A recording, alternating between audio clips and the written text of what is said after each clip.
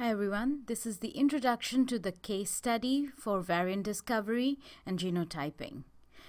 This will be presented by several members of the bioinformatics core team, which is part of the Harvard T.H. Chan School of Public Health. So we hear a lot about personalized medicine, precision medicine, genomic medicine, or other descriptors of the same thing.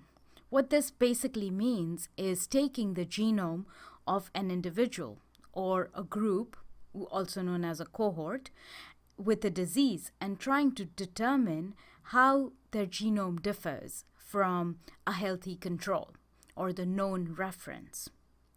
Current technology does not allow us yet to sequence someone's DNA in one go.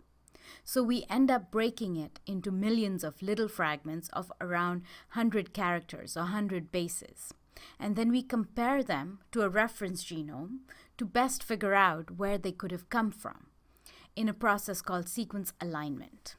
Once we have the location of each sequence fragment or read, we can then try to find where they differ from the reference or the healthy control, if you will.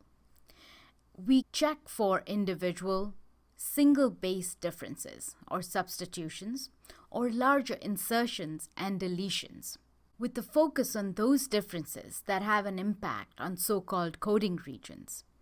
That is, the regions that will be translated into proteins, our cellular machinery. So what is the scope of this case study? In this case study, we will focus on calling variants, SNVs or single nucleotide variants, and indels or small insertions and deletions. We will be doing this in germline samples, using command line tools and a best practice workflow that you will be able to reuse for your own projects. We will not be going over large structural variants. The workflow we will be following for this case study starts with sequence data, checking the quality of the sequence data, aligning the sequence reads to a known reference genome, followed by calling variants based on the read alignments. This will be followed by filtering and annotating the variants.